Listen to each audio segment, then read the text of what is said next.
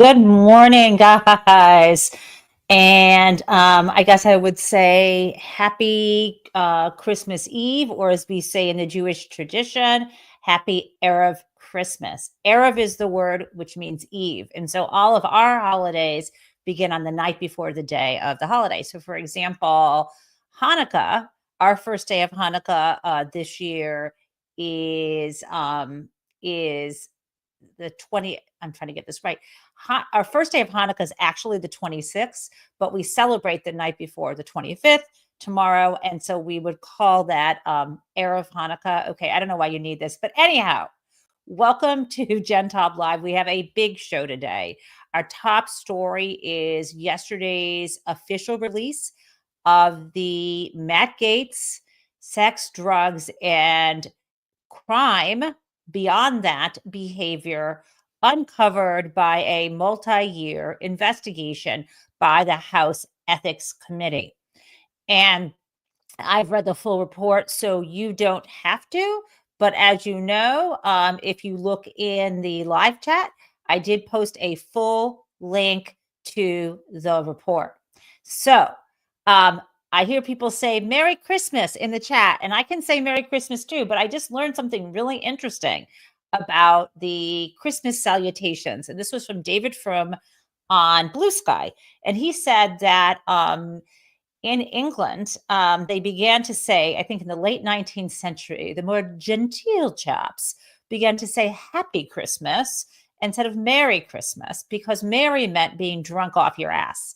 So wishing someone a Merry Christmas was, I hope you get totally plastered. And on Christmas, this is according to David Frum. I have not fact checked it, but let me just trust him for the fun of it. Whereas if you wish someone a happy Christmas, it's sort of a gesture toward a healthy sobriety. So you do you, whatever makes you happy this holiday season.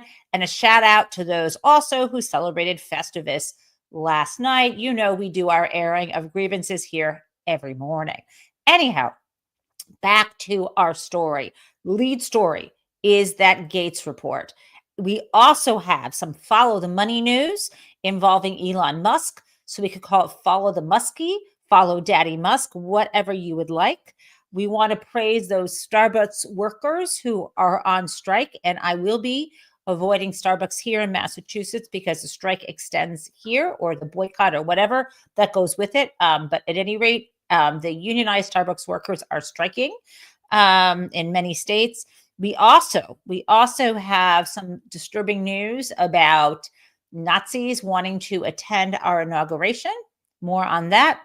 And of course, person of the day, that's a surprise. And I've got a really fun, crazy town for you. I promise it's going to make you very merry, so to speak. So let's actually begin by talking about Matt Gaetz. And what I guess I'm going to start with the high level takeaways from this report, and then I'm going to show you some language. The high level takeaways is that the entire House Ethics Committee agreed with the conclusions in this report, the factual conclusions and the legal analysis, period. 100% of this committee did. It was unanimous. The only dissent, which is expressed in a page at the end of this report, was, and by the way, the dissenters did not sign it. The dissent was written by the chair on behalf of the dissenters. The dissenters were some Republicans. We don't know how many, but we know that at least one Republican on the committee supported the release of this report. So the dissent was only objecting to the fact that the report was being released and an expression that they didn't feel like they had jurisdiction. But the bottom line is, on the conclusions, there was unanimity. So that's the first thing. The second thing is, there is a real failure of law enforcement at the Florida state level, as well as the federal level with the Department of Justice. And I would lay this at the feet, at the state level, of the Attorney General now there. Now, this is because, now, this is a little wonky here, but every state handles criminal law enforcement differently. The state of Florida, the person in charge of this at the highest level is the Attorney General, who is elected. Now, that was Pam Bondi up until 2019, and there now is a new Attorney General for the state of Florida. So if you look at the facts of the case here, and by the way, the Attorney General in Florida is elected, by the way. So if you look at the facts of this case, Ashley Moody, who is the current Attorney General right now in Florida, was in office when the misconduct was uncovered. However, the misconduct began allegedly in early 2017 when Matt Gaetz was sworn into office in the U.S. Congress.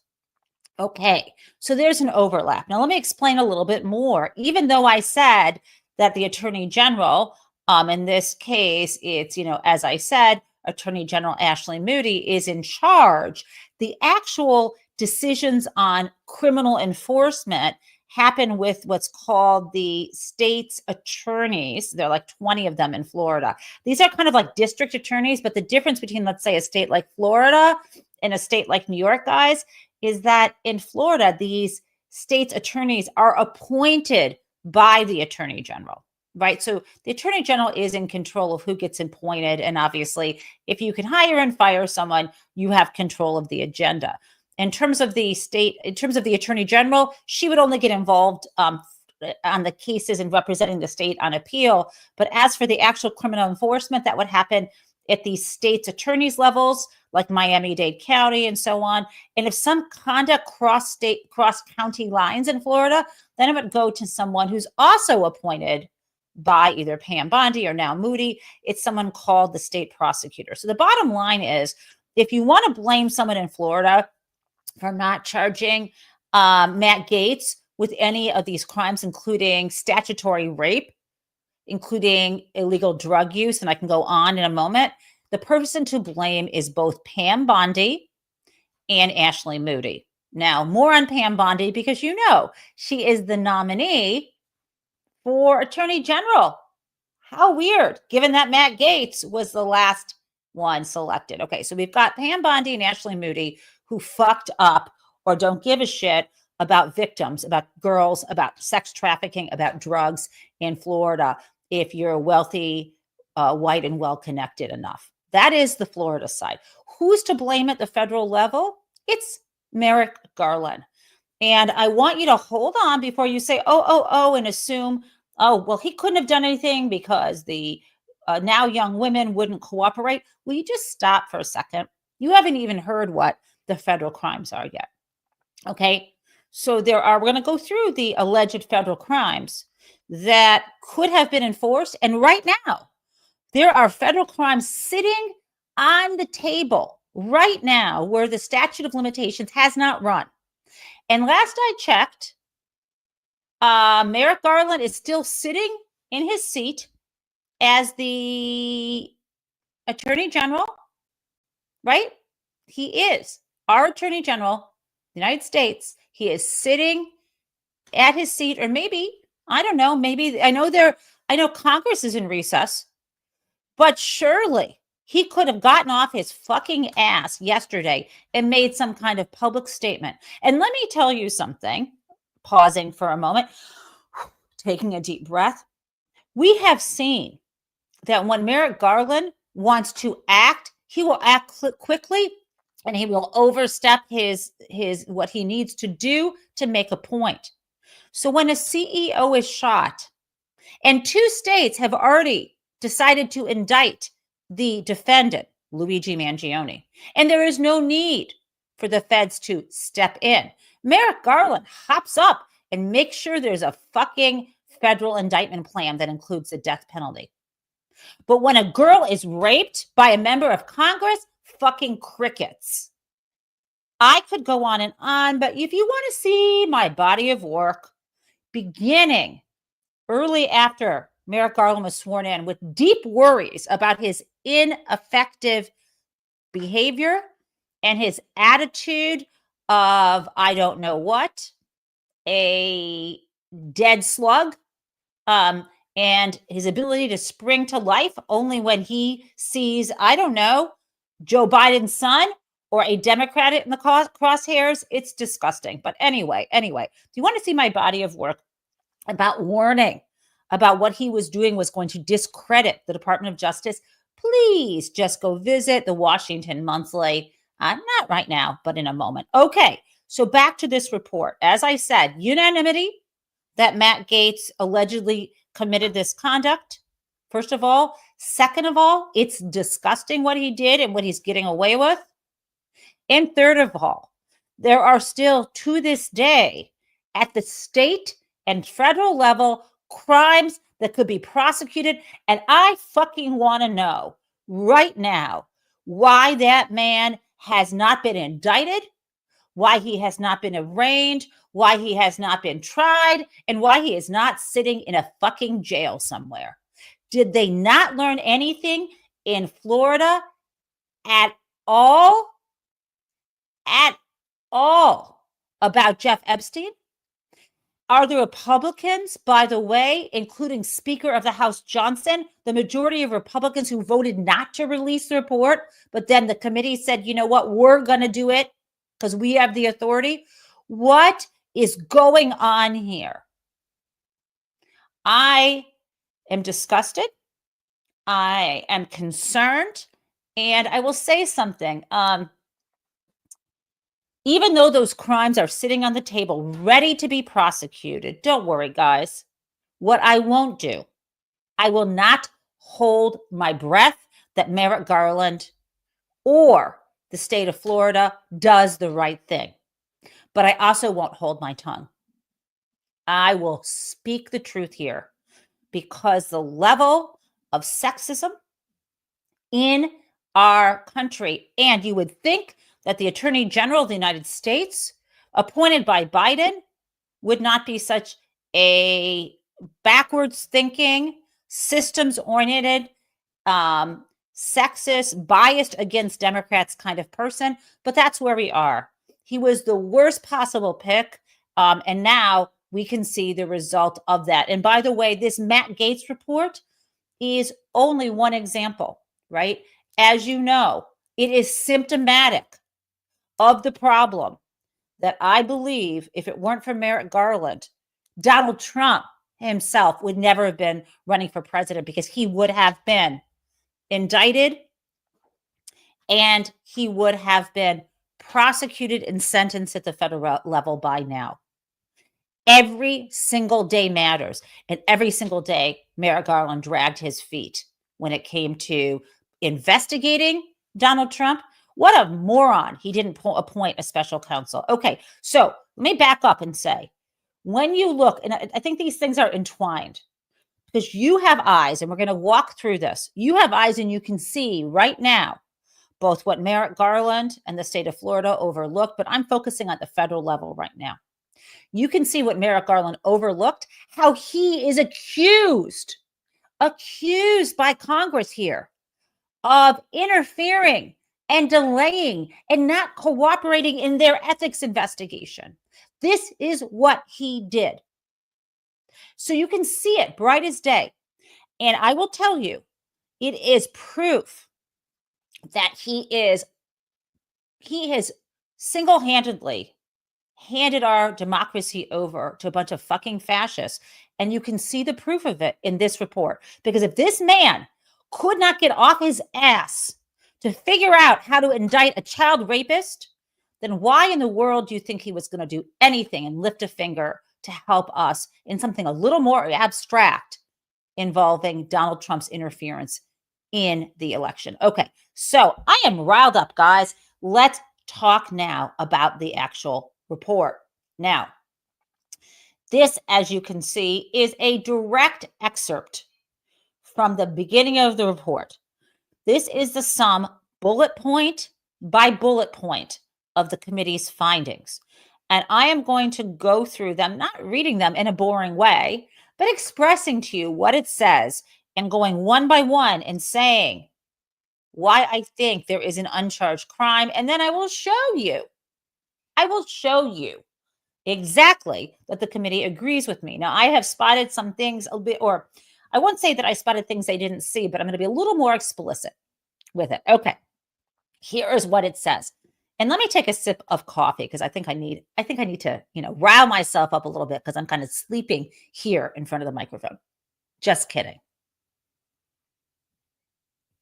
Okay. Here's what they say. Thank you, Jaroslav. You are so kind. In sum, the committee found substantial evidence of the following. Okay, so the committee found unanimously, guys, substantial evidence of the following. So that's not hints of, that's not suspicions of, that's not possibilities of, that's not probabilities of, that is substantial evidence. Cool. And we've got 7 bullet points here. So we've got with each of these a time frame. So I'm not going to read to you the specific time frames one by one, but I'm letting you know that the investigation covered Matt Gaetz's conduct between 2017 and 2020. The reason why, if you read the report, that the conduct is covered during that time frame is because it appears that the investigation began around 2021, which leads me to believe that the person who is in Florida the most responsible is the current Attorney General, Ashley Moody. But let's go. Okay, so in that time frame, Gaetz, there's evidence, substantial evidence that he regularly paid women for engaging in sexual activity with him. My friends, that is a crime under Florida criminal law. We'll talk about that in a moment. But let me point out, when I was in law school, my friends, when I was in law school, one of the clinics I did was working for an attorney who represented women in prostitution. And there is such a bias where when people are caught engaging in solicitation or prostitution, the women get arrested and the Johns get set free. So let's just point that out. This replicates a problem systemically. Now, it's like the supply and demand situation, not arresting the Johns. Matt Gaetz is a John. They found that he did this, okay, 2017 through 2020, illegality in Florida. Let's go on to the next item. Again, the committee found substantial evidence, and this is the most disturbing part of this, that in 2017, he engaged in sexual activity, which is statutory rape, with a 17-year-old girl. Okay, that is a crime under Florida law. And let me tell you, and we will go through this, that it doesn't matter whether he knew or not under Florida law. It is a crime. It is statutory rape. Why has he not been charged? Okay, the next thing. They also found substantial evidence that during part of that time frame, he used or possessed illegal drugs. And this included cocaine, ecstasy on several occasions. Shall I let you know that this is also a crime under state law, period. Now, if he was soliciting the purchase and sale of this or the supply of this over state lines, there might be a federal issue.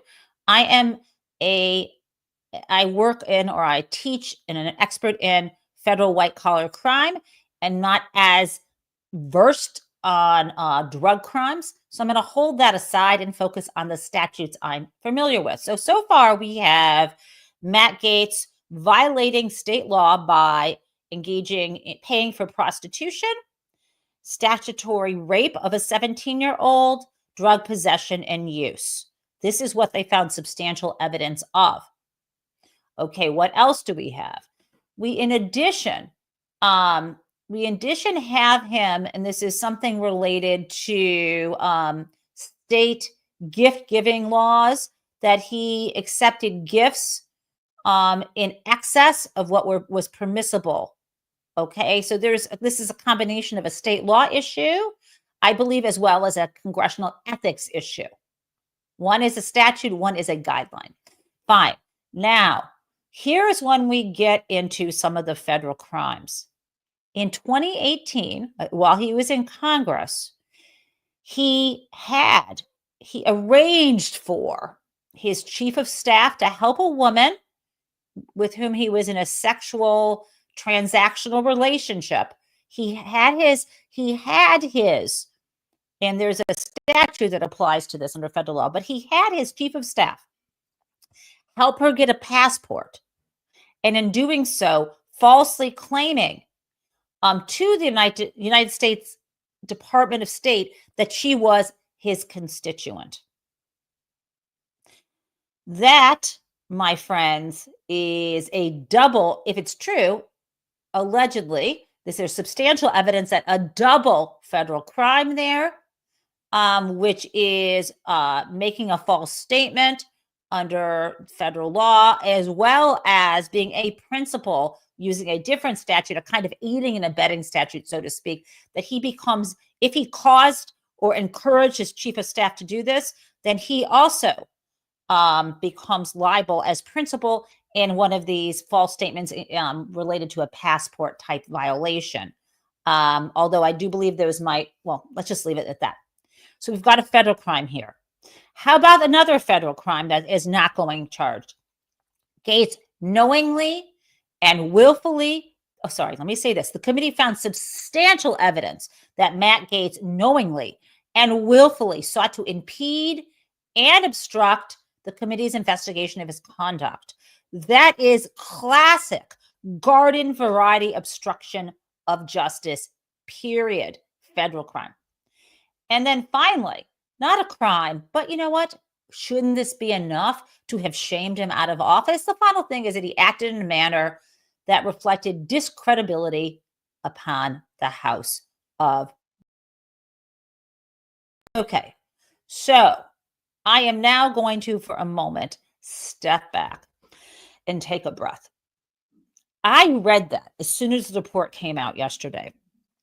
And then I was so upset because the first news, you all probably heard about this, is because this is the top level that the pundits were first saying. The committee found that there wasn't enough evidence of sex trafficking. That it was what they said. Instead of what I would have said was, as I just said, the committee found evidence of six different actions that give rise to either federal or state criminal charges, because that's what they did. Listen, at least 4 state crimes and at least 2, if not more, federal crimes. So these are acts, describe 6 core acts, for which they found substantial evidence, acts and mental state that gave rise to a half dozen criminal charges. 4 at the state level, 4 acts that are more about the state level, and 2 federal crimes. Why is this man walking around? Why is this man pushing back and saying, I didn't do anything wrong? He's allowed to say that. But do we have a criminal justice system? Do I need to repeat the cliche that it is a criminal injustice system? Okay. Brandon Wood says this is also federal, not just state and local crimes. I have said federal, Brandon, over and over again. I don't know if you weren't listening at the beginning. No offense, Brandon. I love you for being here. But I've been talking from the beginning of the fucking show about the state and about the feds. I've been talking about the Attorney General of Florida and how the system works there, where the local prosecutors roll up under her.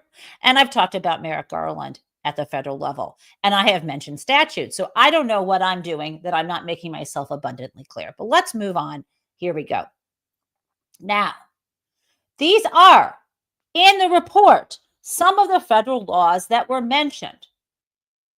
And I just want to go through this with you because unfortunately, they led with what they found where there was not enough evidence.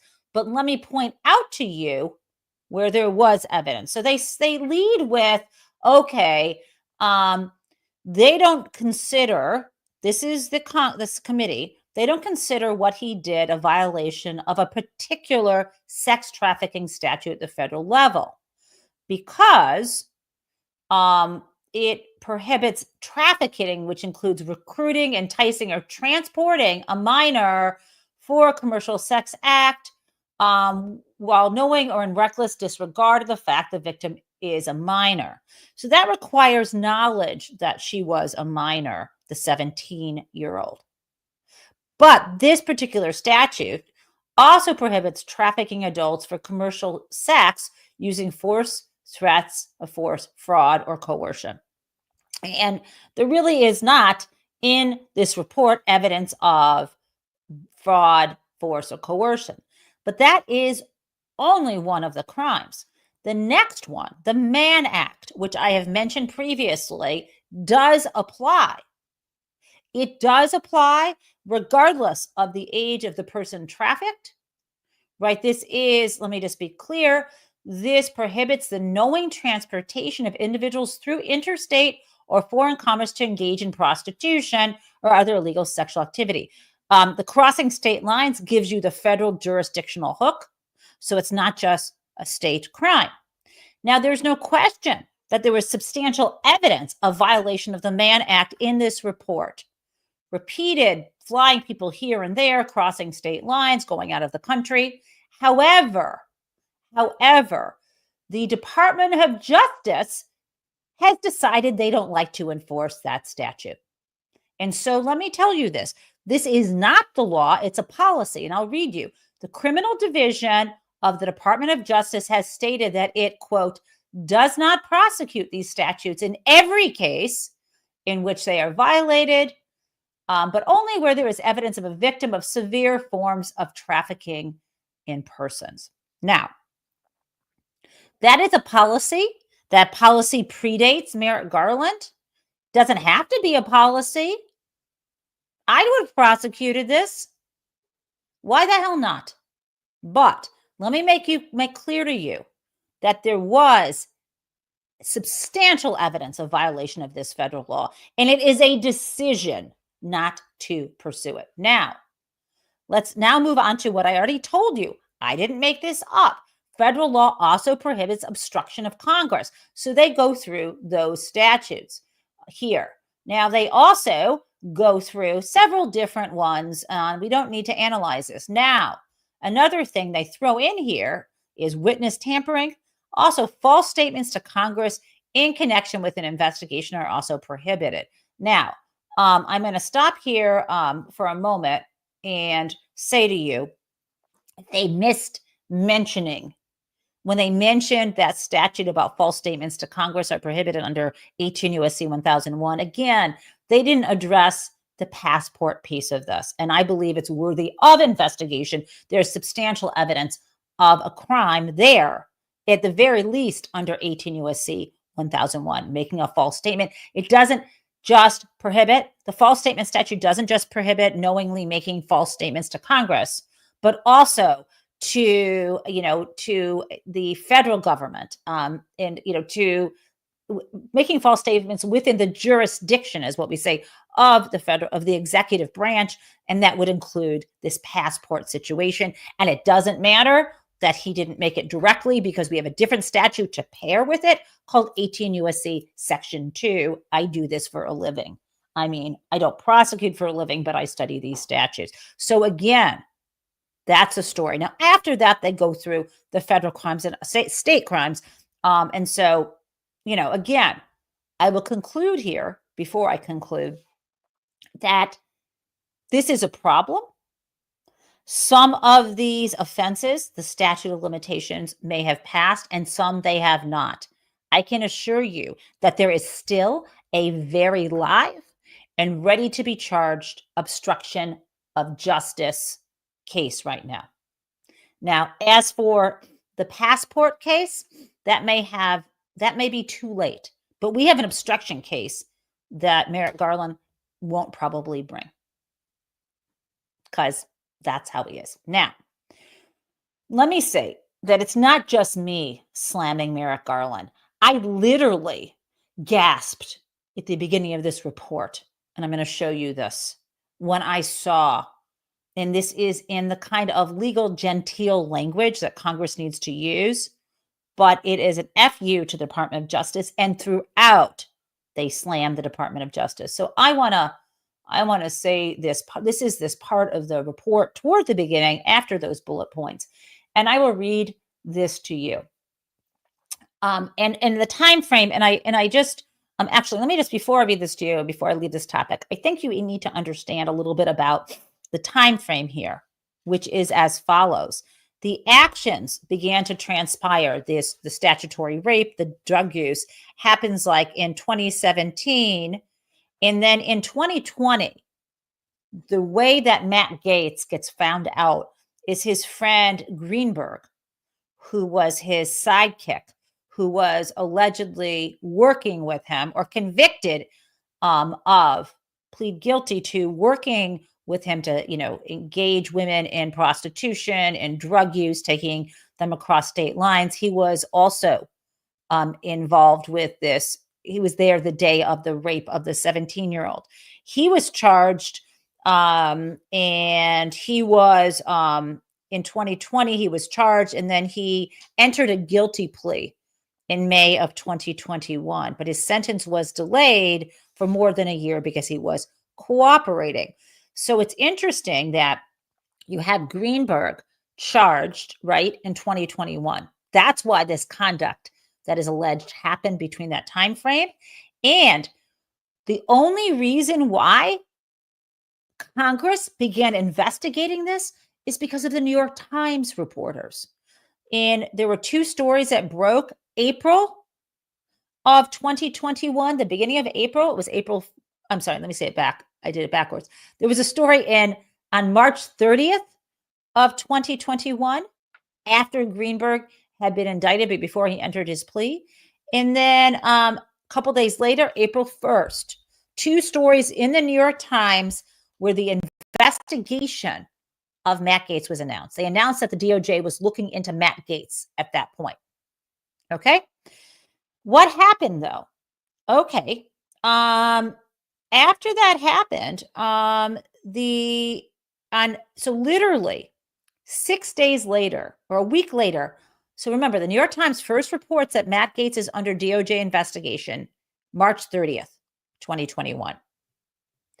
So Congress, this committee said, oh my God, we've got to investigate this guy. Makes sense. It's pretty bad stuff. Prostitution, drug use, child rape. They were also investigating other things that got dropped later, like was he taking bribes and other things like that. Okay. So Congress announces, we are doing this investigation. They announce it on April 9th, 2021, and immediately the DOJ says, could you back off? Could you let us do this? Could you let us investigate this? Could you defer? And so the committee did what the committee was supposed to do and said, go ahead, we'll defer. April 9th, 2021. 2 years later, the committee in February of 2023 says to the DOJ, hey, how's it going? What's up? Can you give us an update? And then in May, finally, May of 2023, DOJ says, okay. Shortly after that, DOJ says, okay. And then in May, the committee starts up their investigation again, but they did not make it public, right? So there's all this delay that happened. And it wasn't until summer of 24 that the committee let us know it was public. Okay, so what happened here? This is how angry the committee is.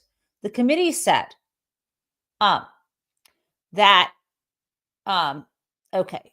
So while the committee considered whether to establish an investigative committee to sanction Gaetz, they determined that they would not risk further victimization of the women in the matter. They didn't want to put them in a hearing because and here's why, it's the DOJ's fault. Most of the women with whom this ethics committee spoke had also already given statements to the DOJ, right? Years before. Like they were giving statements to the DOJ in 2020, right? And 3 years later, nothing had happened. And listen, they had given statements to the DOJ, right? And urged the committee to rely on those statements in lieu of requiring them to relive their experience. That makes sense. The DOJ had already gathered these statements. And they were particularly concerned with providing additional testimony about a sitting congressman. And you know why? In light of DOJ's lack of action on their prior testimony. Okay, so guess what the committee did? Reaches out to DOJ and says, could we please see that? Well, DOJ, Merrick Garland's Department of Justice, refused, you heard me, refused to provide the relevant statements and other significant evidence to the committee. Why? Oh, the DOJ cited internal policies about protecting uncharged subjects like Gaetz, general concerns about how cooperating with the committee would deter other victims, and various opposite, that means not applicable, policies relating to congressional oversight of DOJ itself. And by the way, deeper in the report, they go through why that is bullshit, every single excuse they gave. DOJ's, and this is the damning part, DOJ's initial deferral request, right, that lasted 2 years at least, and subsequent lack of cooperation with the committee's review caused significant delays in the investigation.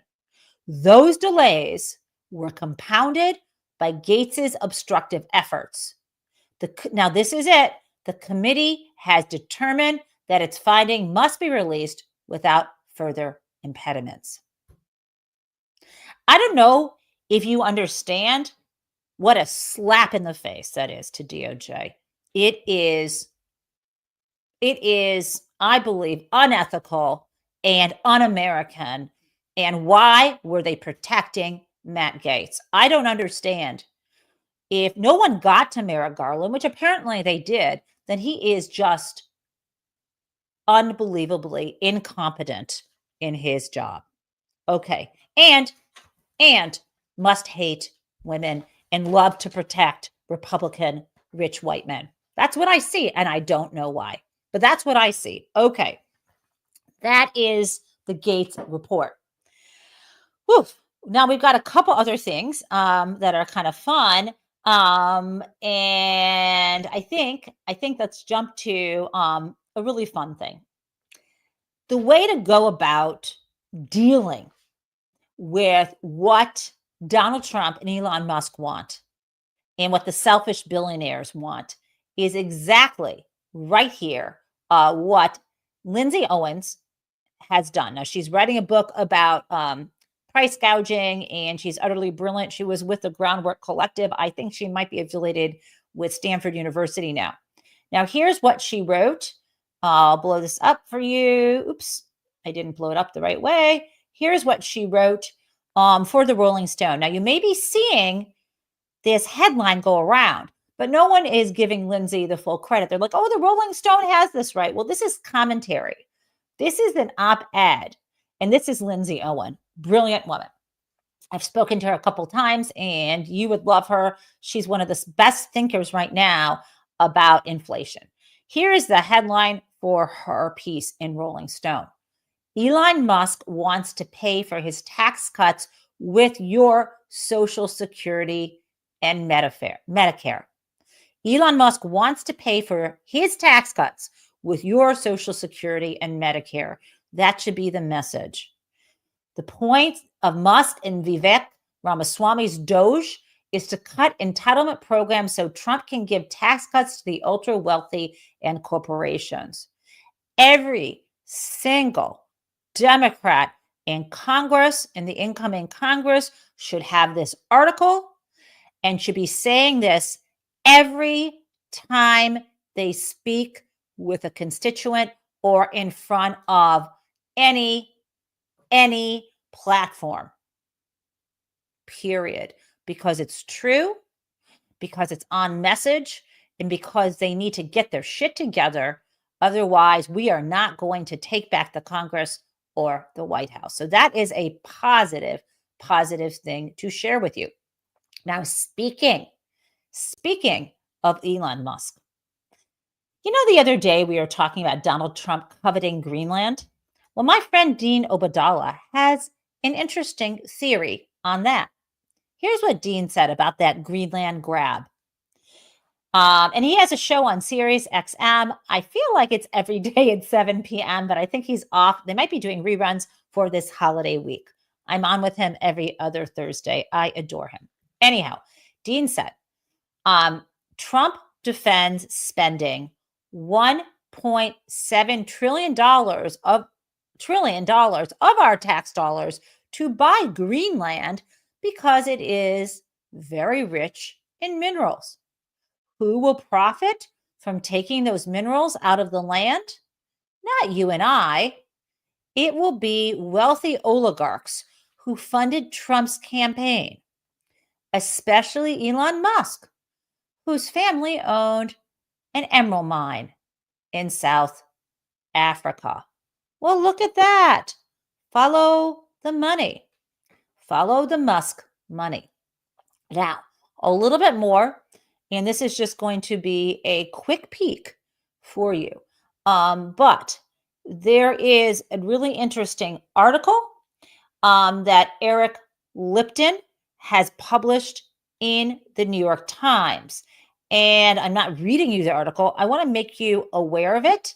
And I am going to right now throw it into the live chat so you can have it for later. And let me now just share the screen so you can get an idea of how the visual works, because it's an interactive visual and it relates to Elon Musk. We need to follow what is going on with him because he is setting policy here in the US and elsewhere. Now, one quick correction. Yesterday, I mentioned that Elon Musk was giving money to a particular political party in Britain, and I misspoke. He is giving to the Reform Party, I think led by Nigel Farage, and not the Tories. The Tories are concerned about this. Okay, so that is clarified. Again, he wants to support the far-right reform and xenophobic anti-immigrant Reform Party, not surprisingly. So let me share this screen. And it is an article that here, I don't know if you can see it. It's very, I think if I can blow it up a little bit, it might be better.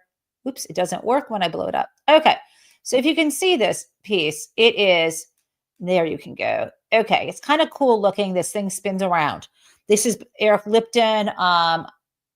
Actually, Eric Lipton posted about it in the Times. I mean, it's on Blue Sky, but the actual authors are Theodore Schleifler, Ryan Mack, Lily Boyce, and Kirsten Grimes. So again, Theodore Schleifler, Ryan Mack, Lily Boyce, and Kirsten Grimes.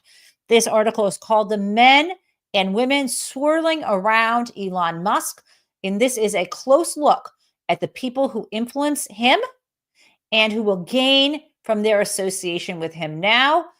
And this article goes through the various backers: Steve Jurvetson, Mark Andreessen, Sean McGuire, John Herring and Peter Thiel, Rilof Bota, and Larry Ellison. Some names are household names. Others will be new to us.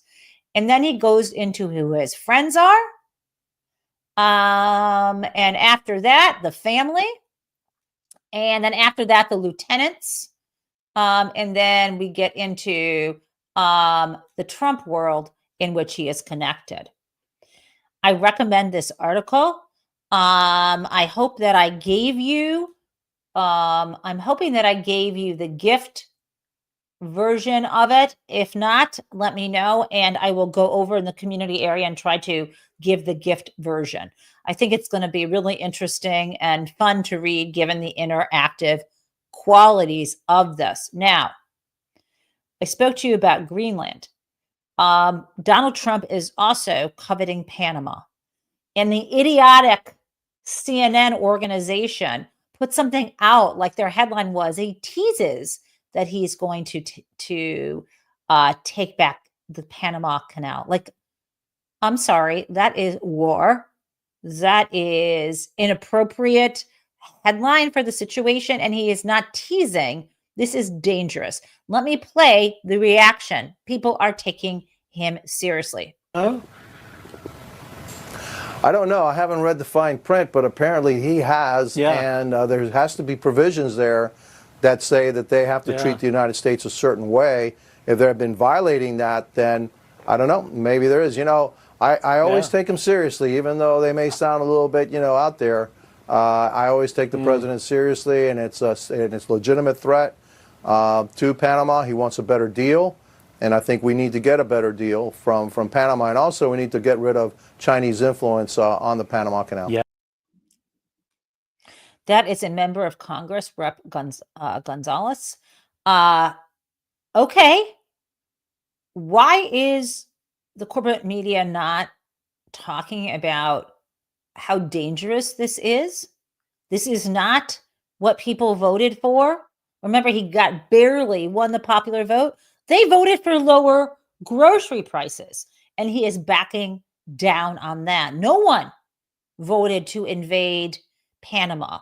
No one voted to purchase Greenland so Elon Musk and Donald Trump's other cronies could make money. That is not what we voted for.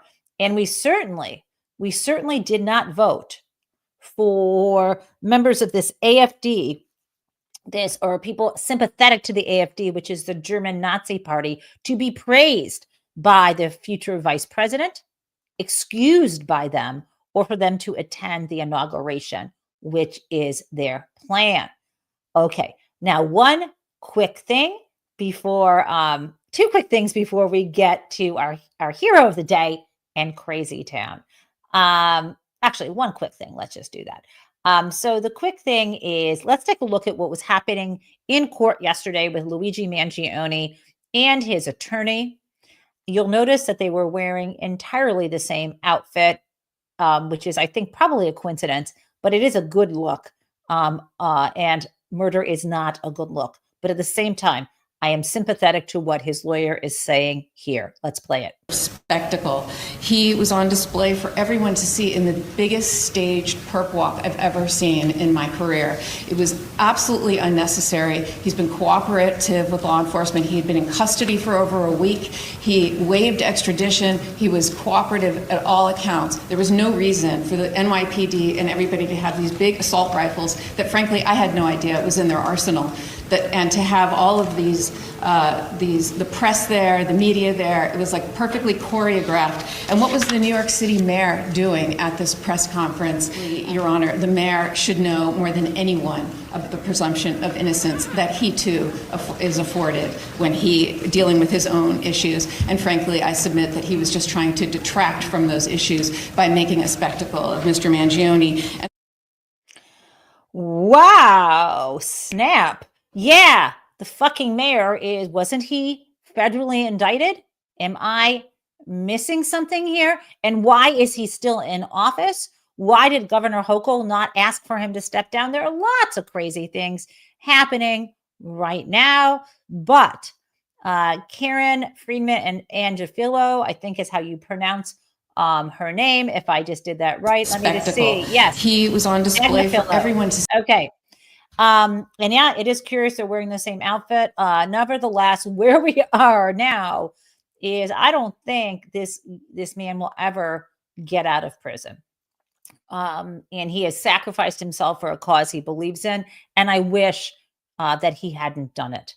because he's obviously brilliant. I wish he had used his powers of planning, his anger that is directed in the right direction of people who are hurting us, and did it in a nonviolent way. And this is where we are. Okay, so hero of the day. So excited to share. It is the great state of Arkansas. It is, but specifically a federal judge in Arkansas is our hero, because yesterday he ruled that parts of this Arkansas book censorship law are unconstitutional, and he permanently blocked them from taking effect. And what are, you guys, the specific aspects of this this book censorship law? Well, what actually happened was Arkansas. Hold on, I'm going to pull this up so you can see the AP story, because you won't believe it. Arkansas and the legislature passed, and their idiotic governor, remember everyone was so upset when the comedian made fun of her, Sarah Huckabee Sanders, that she signed into law this bill that would could put librarians in prison. And so let's look at that in a little more detail. Judge rules Arkansas law allowing criminal charges against librarians is unconstitutional. And so, my friends, this is our hero of the day, this judge in Arkansas who struck down the parts of the statute that would have allowed criminal charges against librarians and booksellers for providing quote unquote harmful materials to minors. Our hero has a name. It's District Judge Timothy Brooks. Now, of course, Arkansas's Attorney General is going to appeal the ruling. Now, it would have created a process for anyone to challenge library materials and request that they be relocated into an area that was not accessible to children. And it had already been temporarily banned from taking effect. But what happened is the law basically deputized librarians and booksellers, gave them the power to censor. And they would be motivated by jail time, because if they did not move books off the shelf, that could have been the result. So, cheers to the federal judge in Arkansas, who is our hero of the day. Okay, now we've got a kick-ass crazy town, guys. And while I get it ready, here we go. Where's my crazy town music? Let's do it.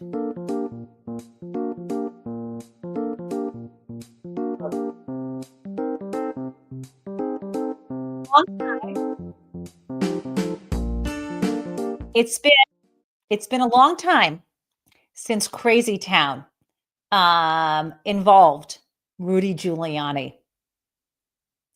But would you ever think you would have a crazy town that would involve Rudy Giuliani peddling something desperately, and they're surrounded by elves? I mean, my God, this was made for Crazy Town. Let's do it. Oh, Merry Christmas! What would you like for Christmas, darling? Rudy coffee. Not diamonds, not a necklace? No, Give just her all Rudy the coffee coffee she wants! Give her all the coffee she wants! Ho, ho, ho. I think you need to see that again, and we will play it, and then I will bring in Crazy Town to end our show. Love you guys, and I will see you Christmas Day right here, same time, 8:30 a.m. Happy Christmas, Merry Christmas, Happy Hanukkah, Happy Festivus, happy anything you celebrate or don't, and the solstice. Oh, Merry Christmas! What would you like for Christmas, darling? Rudy coffee. Not diamonds, not a necklace? No, Give just her all Rudy the coffee coffee. she wants! Give her all the coffee she wants! Ho,